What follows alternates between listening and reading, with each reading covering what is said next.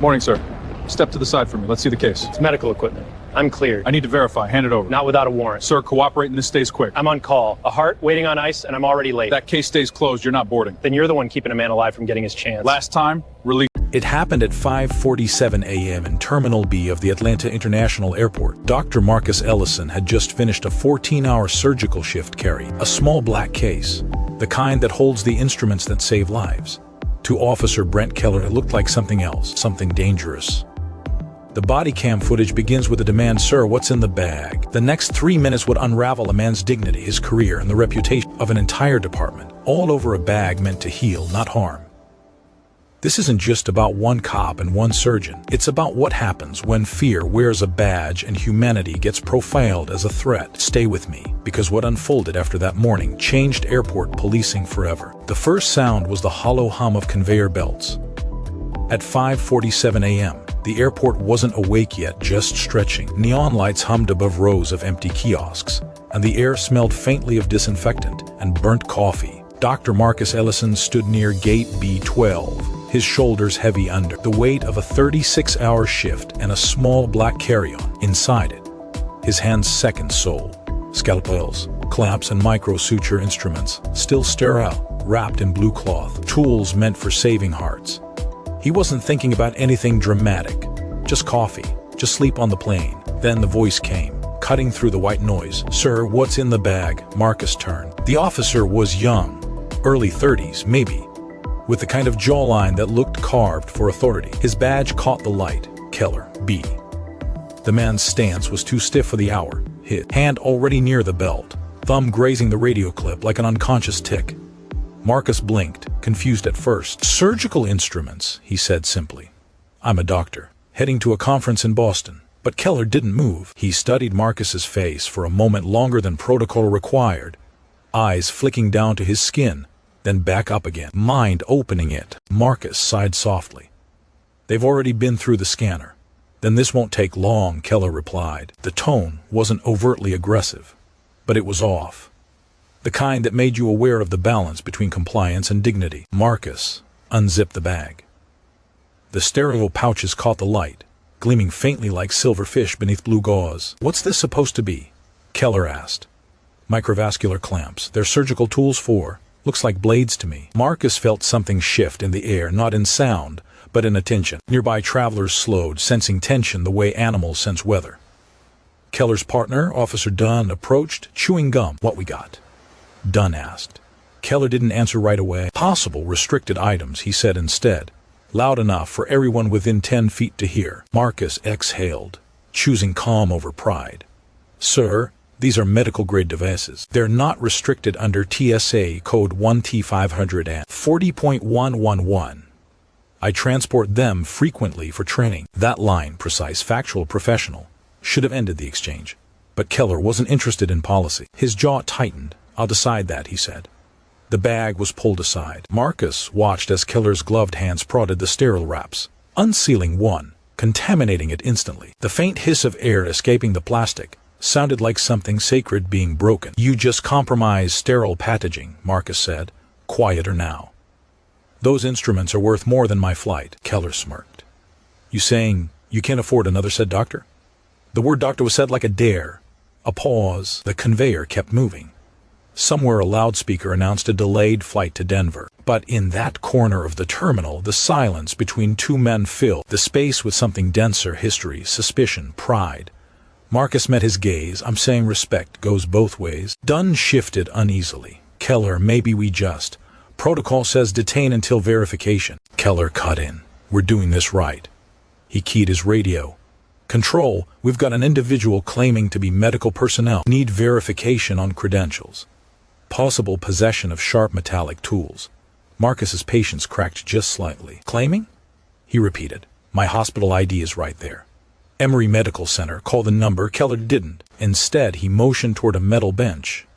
"Sir, have a seat." The crowd's murmur swelled. A woman filming on her phone whispered, "This is crazy." Marcus sat.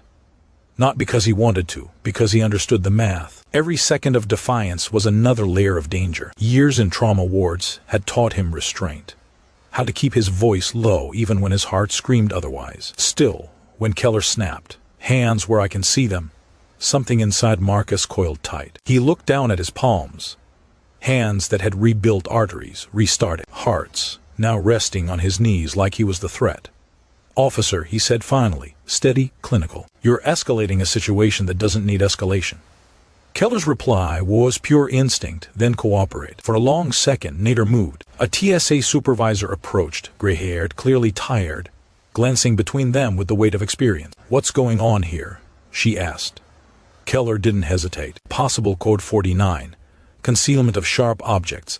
Subject refusing compliance. That was the lie that would later echo through every courtroom, every headline, every sleepless night. Marcus didn't argue. He just stared, not at Keller, but through him, as if seeing the entire machinery behind the man. The policy gaps, the training failures, the unspoken bias that turned logic into suspicion. He spoke softly. "I'm not your threat. I'm your mirror." For a heartbeat, Keller froze. Something flickering in his expression, a brief uncertainty. But it vanished as fast as it came. "Bag stays here," Keller said. "You're coming with us." Marcus rose slowly. Around them, the airport resumed its rhythm. Belts turning, coffee grinding, planes roaring somewhere far away. But for him, the sound had changed. Every echo of the wheels on tile now felt like a gavel. As they led him down the sterile corridor toward the security office, Marcus glanced back once at the conveyor belt. His bag, the one filled with instruments meant to save lives, was still there, left open, sterile wrappings undone, light reflecting off the blades, and for the first time in his life, he wondered if something as clean as medicine could ever stay untouched by suspicion. The fluorescent hallway felt colder than the terminal. Each step echoed like an accusation. Keller walked half a pace ahead, hand near his holster, as if escorting a man who might suddenly turn dangerous. Marcus kept his eyes forward. He could feel every glance from passing staff. A quiet, collective judgment that stung more than the officer's suspicion. Inside the holding room, the walls were blank, except for a laminated TSA procedural chart and a buzzing CCTV camera in the corner. Keller motioned for Marcus to sit. Dunn lingered by the door, clearly uneasy now. "What's your full name again?" Keller asked, pen scratching against the clipboard. "Dr. Marcus Ellison," he replied evenly. "MD, Emory Medical. Occupation? I just told you." Keller looked up slowly, studying his tone. "You're real calm for someone being questioned, Doctor." Marcus gave a faint smile, one that didn't reach his eyes. "I've spent most of my life trying to keep people alive in chaos. This doesn't qualify." For the first time, Dunn's expression softened, but Keller's didn't. He reached for the case again, flipping open another sterile wrap despite Marcus's quiet protest. The sound of tearing plastic felt like a violation of something sacred, not just procedure, but respect. "These could be weapons," Keller muttered. "They're heart clamps," Marcus said. "They close blood vessels, not people." The silence after that hung heavy. Even Dunn looked away. When the TSA supervisor entered a few minutes later, Marcus thought the ordeal might finally end. She scanned his credentials, typed a few things into the system, and frowned. "Officer Keller," she said carefully, "Dr. Ellison's ID is valid. He's listed under the hospital's federal surgical program." Keller hesitated, then muttered, "We'll confirm with the department directly." Her eyes narrowed. "You're wasting resources. Release him." But Keller didn't.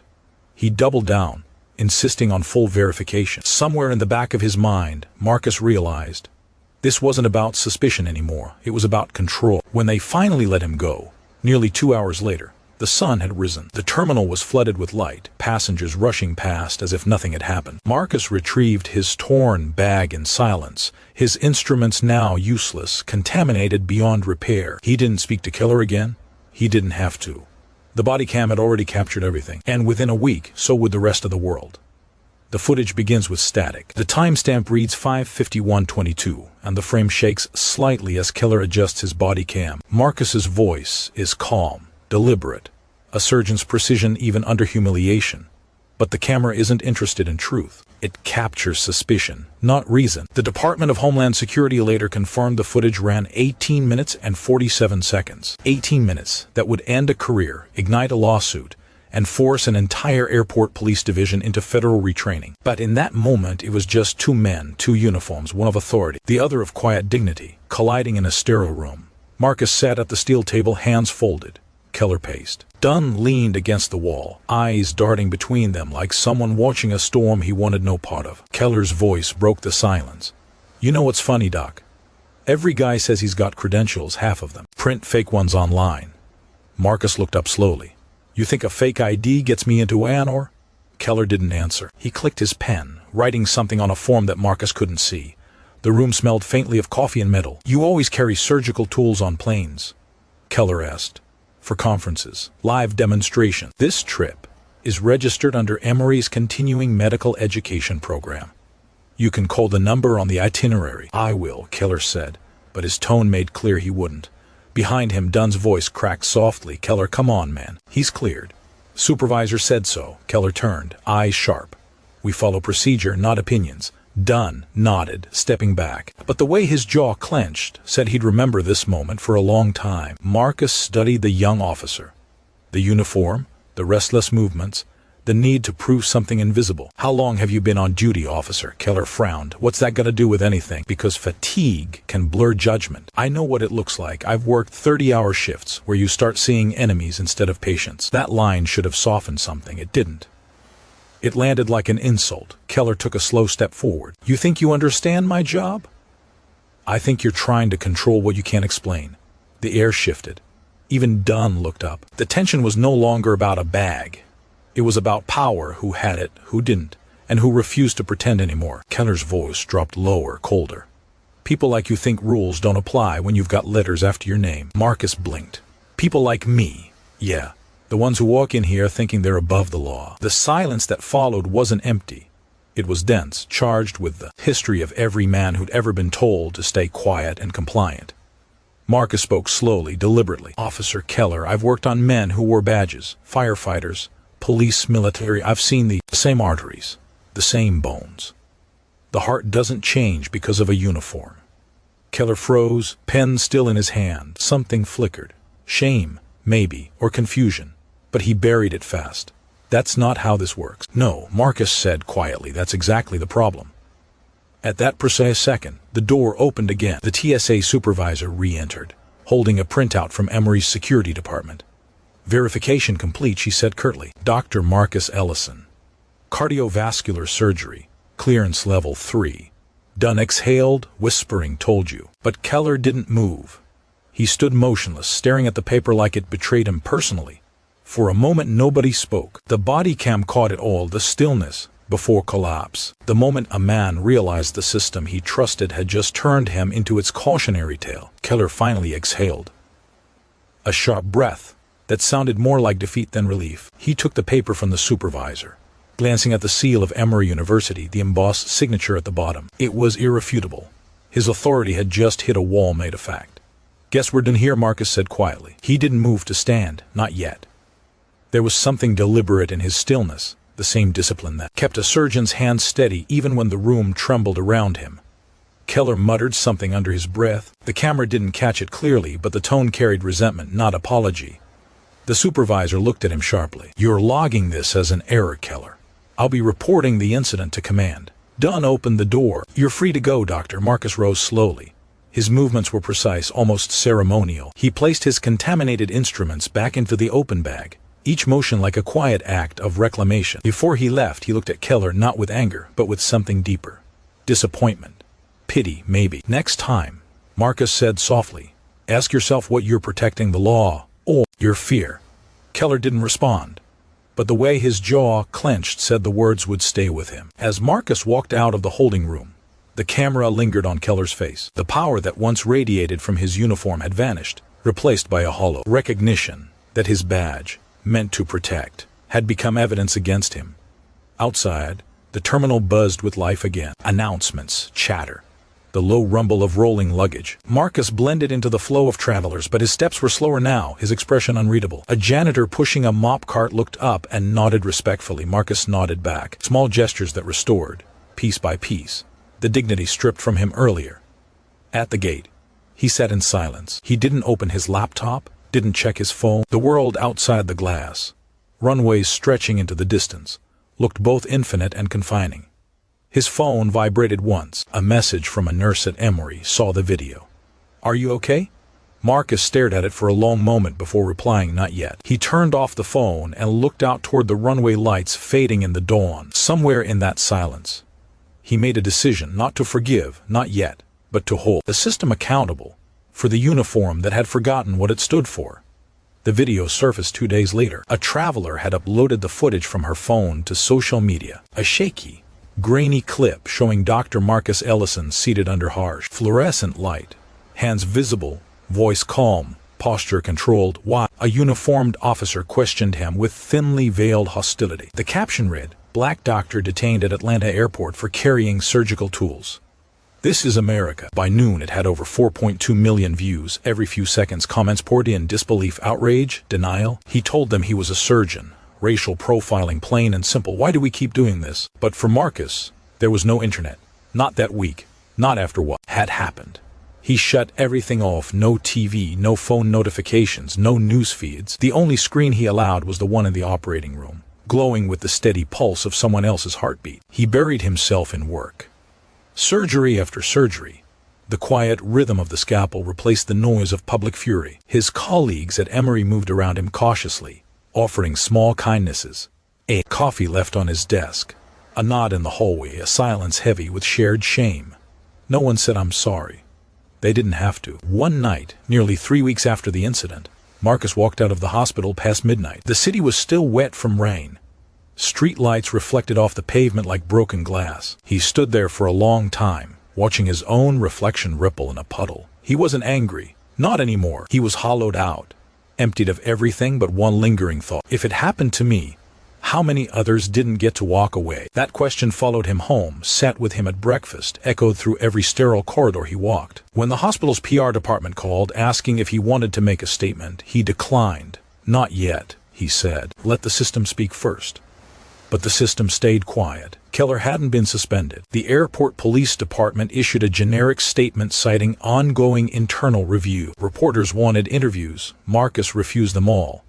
His restraint only made the story spread faster. By week 4, protesters began gathering outside the terminal. Signs read, "A surgeon, not a suspect. Dignity isn't a threat. We see you, Dr. Ellison." From his office window, Marcus watched footage of the demonstrations, the chants echoing faintly through his phone speakers. Something inside him began to shift. Not from rage, but responsibility. He'd spent his life fixing hearts. But this wound wasn't just his. It was collective. It was systemic. That evening, his daughter Maya sat beside him at the kitchen table. She was 7, all curiosity and innocence. The news was on mute, replaying the airport clip. "Daddy," she asked, eyes wide, "why did they think you were bad?" Marcus couldn't answer right away. The silence that followed was heavier than anything in that interrogation room. Finally he said, "Sometimes people don't see what's in front of them. They see what they've been taught to fear." She frowned. "But you help people." "I try to," he said softly, "and now I need to help in a different way." That night, he opened his laptop for the first time since the incident. There were hundreds of unread messages, reporters, civil rights attorneys, advocacy groups. But one stood out. From Rachel Mendez, Civil Rights Division, ACLU subject. "We saw the footage. We'd like to talk." Marcus stared at the email for a long while, then clicked reply. His silence was over. They met in a quiet office downtown. Glass walls, a soft hum of traffic. Outside, the kind of space where serious things begin quietly. Rachel Mendez was in her late 30s, sharp-eyed, calm-voiced. She didn't start with legal jargon or sympathy. She started with a simple question: "Dr. Ellison, what do you want?" Marcus took a long breath. "Accountability," he said, "not just for me, for the policy that made this possible." Rachel nodded. "Then we'll need more than an apology. We'll need evidence." She slid a small hard drive across the table. "Keller's body cam footage. We've already filed for discovery. The video is now public record. Once we authenticate timestamps and chain of command, we can file under federal civil rights violations, Title 42, Section 1983. Marcus nodded slowly, absorbing every word. "That's what?" "The same statute used in police misconduct suits." "Exactly. It's rare against airport police, but the precedent exists, and your case has clarity. Zero physical threat, verifiable credentials, documented bias indicators." He smiled faintly. "You sound certain." "I am," she said. "But we'll need you to testify. Truthfully. No restraint, no diplomacy." Marcus's gaze lowered. "That's the hardest part." Rachel leaned forward. "You've spent your life saving lives, doctor. This time, you might be saving a system that doesn't even know it's sick." The words lingered. They felt heavier than legal counsel, like something closer to a calling. That night, Marcus sat alone in his study. The city lights flickered across framed diplomas and surgical photos, reminders of every patient he'd ever helped. Every life measured in heartbeats, not headlines. He replayed the footage again. Keller's voice, the tone, the disbelief in his eyes. He paused it at one frame. His own hands on his knees, palms open. Hands meant to heal, mistaken for danger. He whispered to the empty room, no more silence. The next morning, the lawsuit was filed. Ellison v. Hartsfield-Jackson Airport Police Department. Keller and others, it wasn't revenge. It was reclamation of dignity, of truth, of narrative. And as the story made its way into the national conversation, the silence that protected authority began to break. Not with noise, but with precision. Just like surgery, the courthouse smelled faintly of old wood and coffee, that distinct mixture of law and fatigue. It was mid-September, 3 months after the incident, and the federal case of Ellison v. Hartsfield-Jackson Airport Police Department had drawn more attention than anyone expected. Reporters lined the marble steps outside, their microphones pointed toward the doors like weapons of truth. Inside, the air was still, humming with quiet tension. Dr. Marcus Ellison arrived early. No entourage, no grand entrance, just him, a navy suit, and a calm that came from years of steady hands under pressure. To him, this wasn't theater. It was anatomy, the dissection of a system. At the defense table sat Officer Brent Keller, his face pale under the courtroom's yellow lights. No sunglasses now, no badge, just a suit that didn't quite fit. He kept glancing at the camera crews outside the windows, jaw flexing with every flashbulb. The presiding judge, Honorable Margaret Rowe, entered at 9 sharp. She was known for her composure and intolerance for theatrics, a reputation earned after years of federal oversight cases. "Dr. Ellison," she said, her tone firm yet respectful, "you may begin your testimony." Marcus rose. The courtroom quieted. Even Keller stopped breathing for a second. "I am a cardiovascular surgeon," Marcus began, his voice calm, deliberate. "I've performed more than 2,000 procedures in the past 15 years.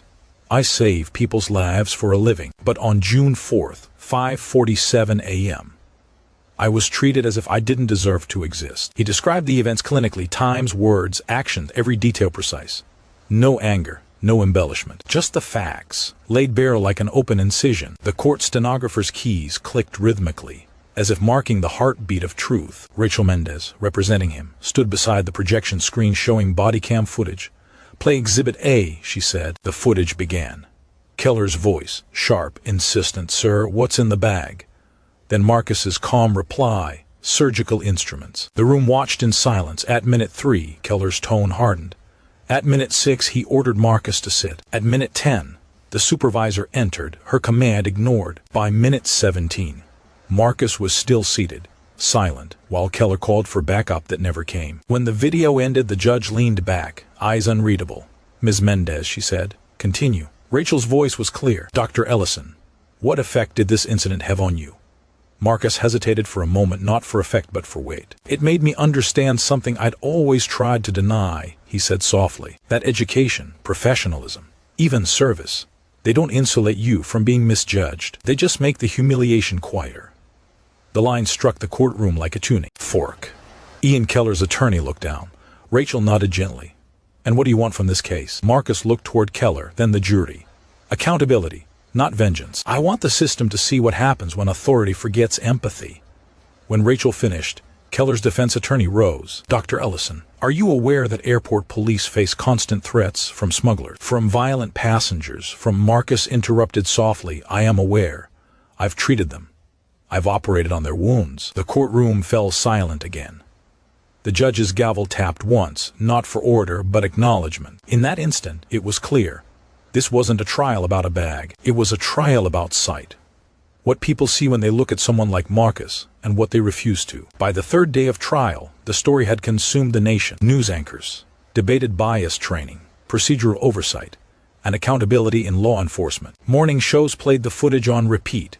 The sterile room, the clipped voices, the calm defiance. Commentators called it the case that forced America to watch itself.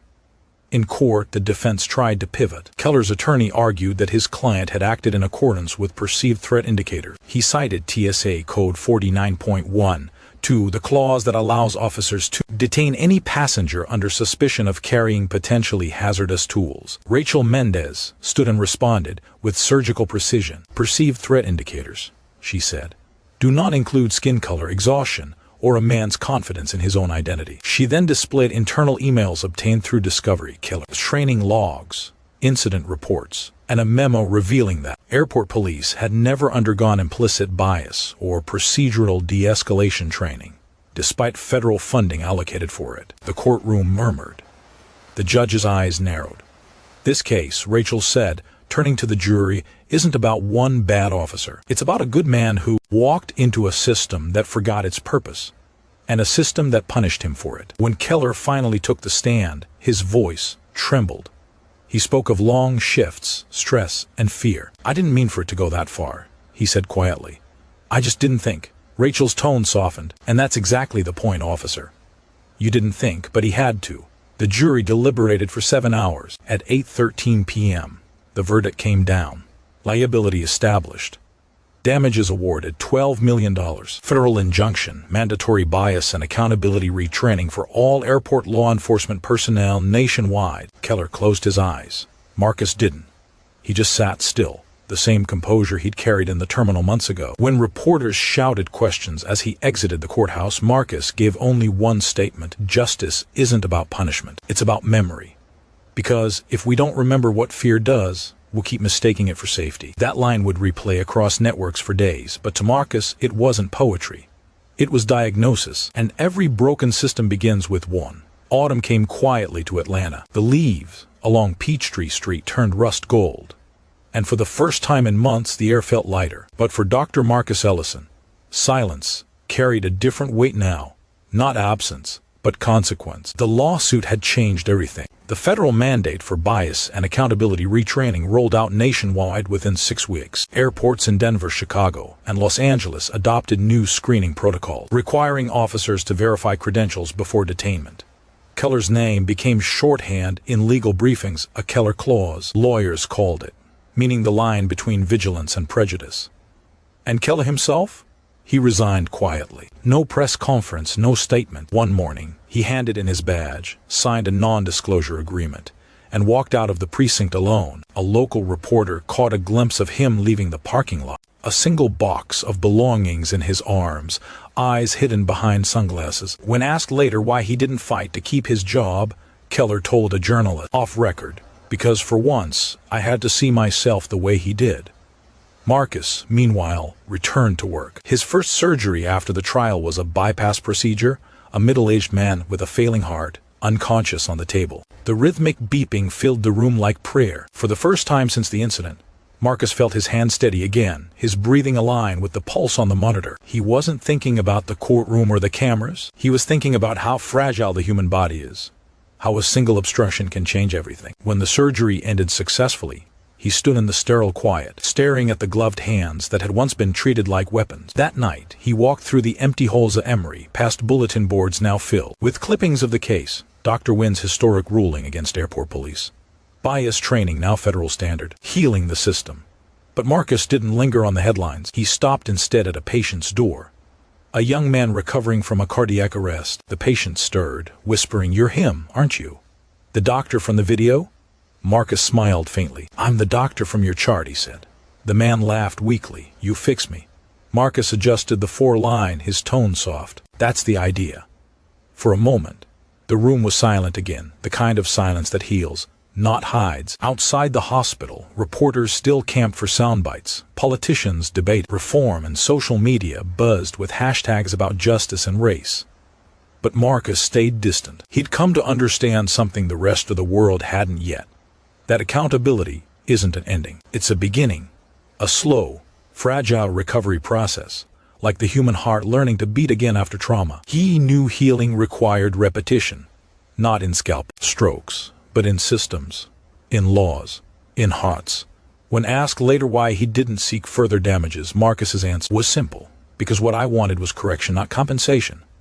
And for once, that sentence didn't sound idealistic. It sounded human. A month later, Marcus found himself back at Terminal B, the same concourse where it had all begun. He wasn't flying anywhere this time. He'd been invited by the Department of Transportation to observe the first implementation of the new Ellison Protocol, a training module designed to prevent unlawful detainment and profiling during airport screenings. He stood quietly at the edge of the training floor, watching a young officer practice an encounter scenario with an actor posing as a passenger. The difference was subtle but profound: tone, posture, eye contact. Every word began with verification, not suspicion. "Good morning, sir. May I confirm your credentials?" Simple, human, correct. The instructor noticed Marcus standing nearby and nodded respectfully. "Dr. Ellison," he said, "we modeled most of this language after your deposition testimony." Marcus smiled faintly. "Then make sure it outlives me." Afterward, he walked the length of the terminal. The same light poured through the same windows, but everything felt different now. Not redeemed, not repaired, but recalibrated. The hum of announcements, the shuffle of luggage, even the distant chatter of travelers, all of it carried a fragile sense of order. At the spot near gate B12, where Keller had once stood, Marcus paused. For a long moment, he said nothing. The memory came back.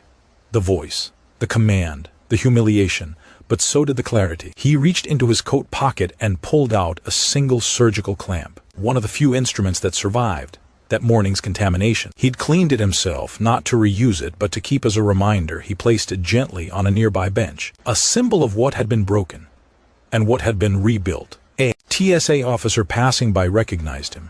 "Dr. Ellison," she said softly, "thank you for what you did. My training changed because of it."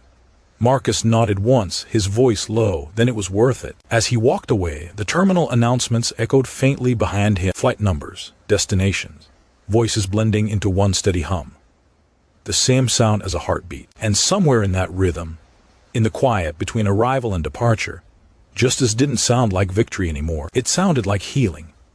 Justice rarely ends with a gavel. It lingers, like scar tissue after surgery, visible only to those who know where to look. Months later, when Dr. Marcus Ellison lectured at a medical symposium in Boston, he was asked if the experience had changed how he viewed his work. He paused before answering. The auditorium waited in silence. "Healing," he said finally, "isn't about reversing damage. It's about teaching the body, or a society, how to live with the memory of it. We can't erase what was done, but we can make sure it learns how not to do it again." The room fell silent. Not because of tragedy, but because of truth. Somewhere across the country, in an airport classroom, a new officer repeated those same words during training. And in that repetition, something shifted, a small correction in the rhythm of authority. A heartbeat steady and aware. Marcus never saw Keller again. He didn't need to. Some reckonings don't happen in confrontation, they happen in reflection. Keller's silence, like Marcus's once was, became its own confession. And so the story that began with suspicion ended with recognition that real justice doesn't roar, it listens. It doesn't punish, it reforms. It doesn't demand silence, it earns it. When the world finally stopped replaying the video, Marcus returned to what he'd always done best: saving lives. Only now, every incision carried a deeper purpose: to remind himself that even the most damaged hearts can find rhythm again. Because justice, like medicine, isn't about perfection. It's about perseverance, the faith that what's broken can still be made whole. And in that quiet truth, the sound of healing became indistinguishable from the sound of hope.